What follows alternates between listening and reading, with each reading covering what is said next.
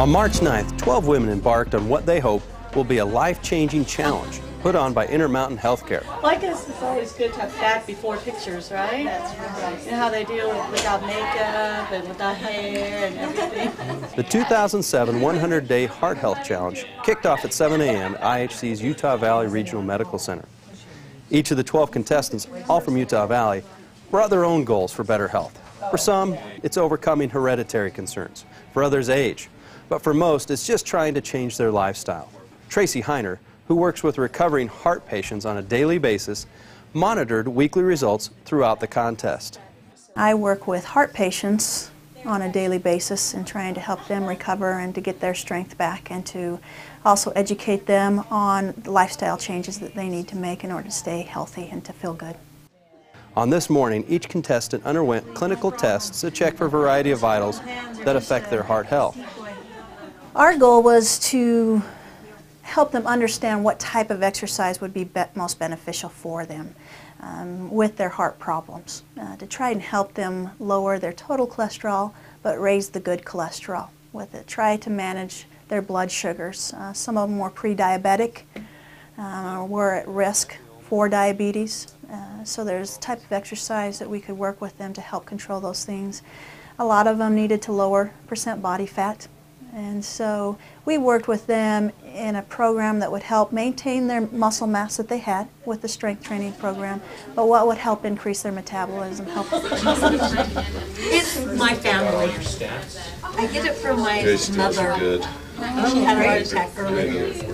And so that's why I really am trying to pay attention, because I don't want to have that problem.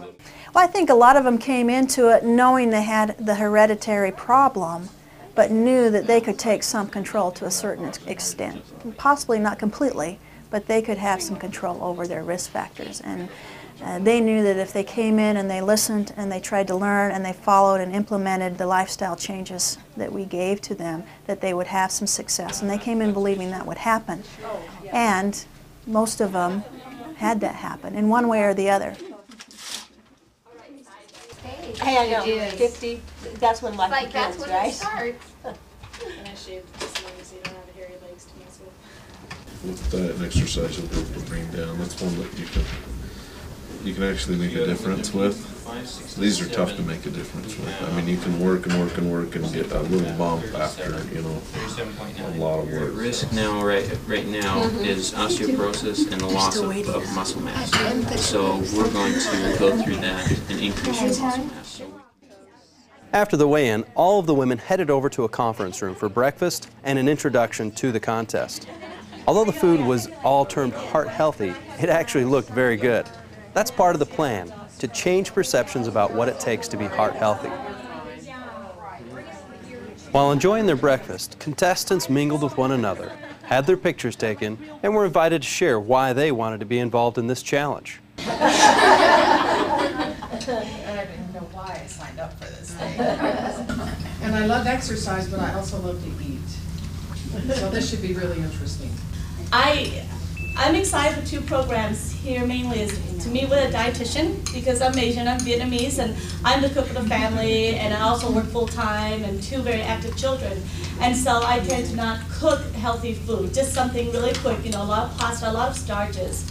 And so I'm interested in getting really good menu planning, but I'm also interested in getting an exercise program going. The last time I really had an exercise was when my daughter was 6 months old, and I was able to get down to my pre-pregnancy weight, the whole works, but then it just kind of piled back on, and never really had a professional support.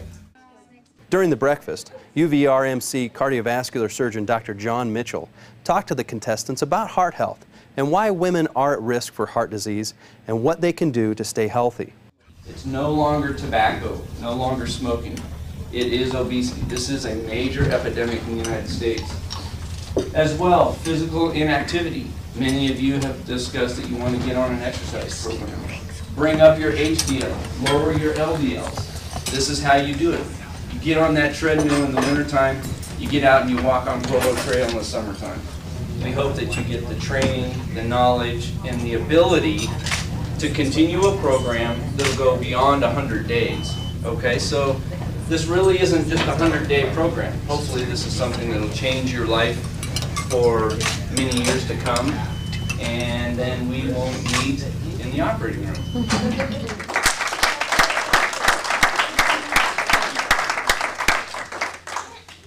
Now on their 32nd day of IHC's Heart Health Challenge, the contestants have the opportunity to take part in a heart-healthy cooking class. Get ready for bland, boring food. Not quite, according to Mike Austin, Retail Food Service Manager for Intermountain Health Care's Urban South region.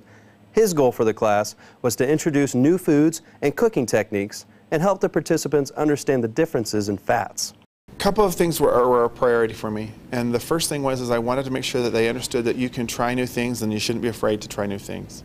New things that will help you think outside the box in the way of being heart healthy.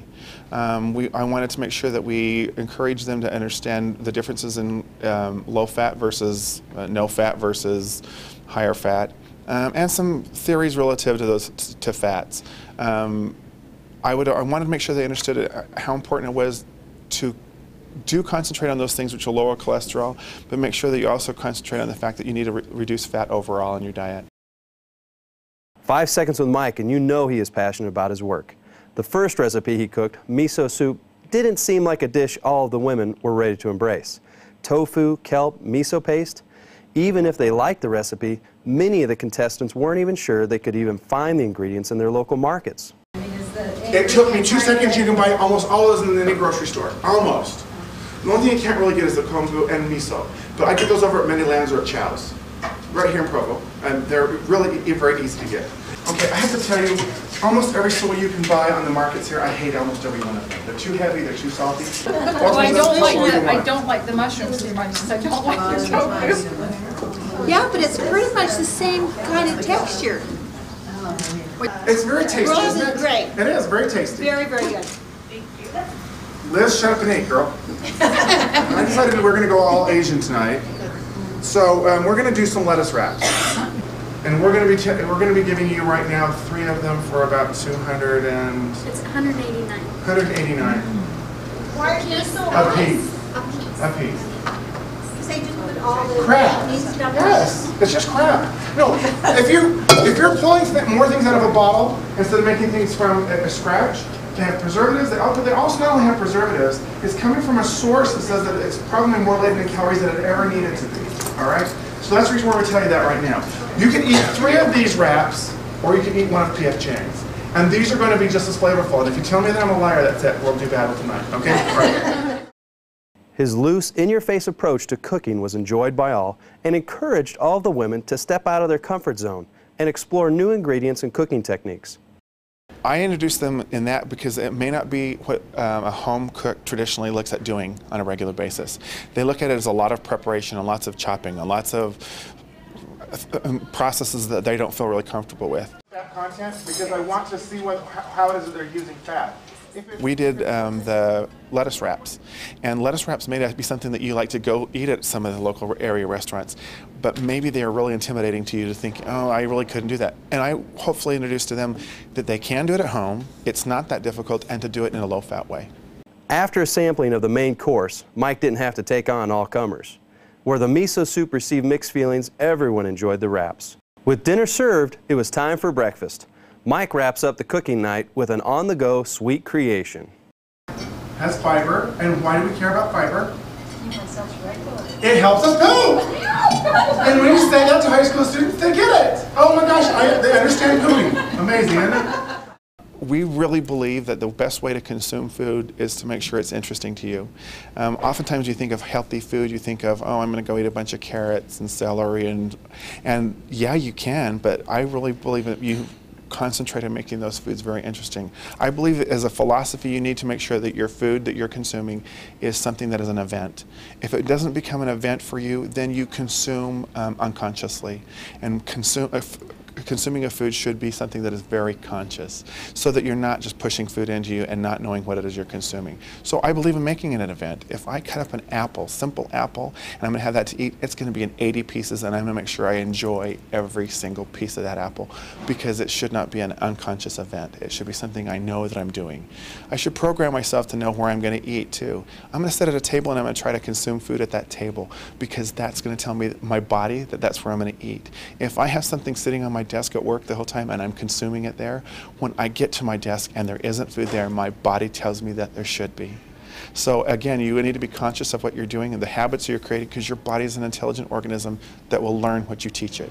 So you need to make sure you're teaching your body good life skills. I think they got the most important message, and the most important message is that dieting stinks. That a life change is what you need to do to make sure that you can maintain this over time. We have a whole industry in the United States that is just burgeoning, that is the dieting industry. And it's burgeoning because we have individuals who aren't happy with their lifestyle or what's happening with them. And in the midst of that, they're doing a bunch of dieting, and dieting won't get you the results you want. You've got to make a change for life. And I think that's the biggest takeaway they had, is that they found out this is something they can do, and they can sustain it over time. The contestants have now made it to the end of the 100 days of IHC's 2007 Heart Health Challenge. This evening, the winner of the challenge will be announced. Tracy Heiner has worked with each woman throughout the contest, and she praises their commitment to change. It was so much fun to work with these ladies, because number one, they all wanted to make some changes, and they were so dedicated, and they gave it everything that they had. And so you couldn't ask for a better population to work with. And it was so much fun to see the changes that they made and how excited they got over those changes. I've never worked with a better group of ladies.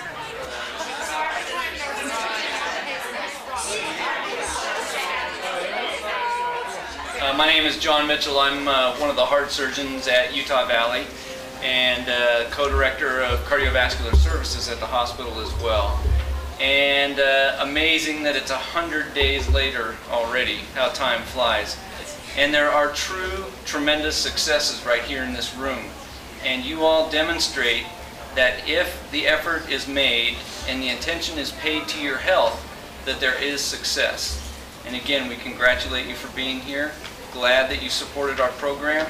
And we hope that what you have learned will continue in your future. I don't know, really. Fantastic food. Lovely. Very healthy. The thing that was good about the amount of time they took to do this is that they found out that it is something they can do. We look at this oftentimes when we see that when we go on a diet, that we go on a regimen that you cannot sustain for time. And I won't name diet plans, but there's some diet plans out there that you can only stay on for a limited amount of time. If that's what you're planning on doing, that's lovely to get into your size 14 for 2 weeks. But it is not the thing that is going to sustain you over time. You have to make a commitment to life change. How much change can a person make in just 100 days? According to all the experts involved, this contest is just a place to start. That being said, Tracy was pleasantly surprised with some of the dramatic changes that took place. 100 days is not that long, so I was surprised actually at the amount of changes that they had in that short a period of time.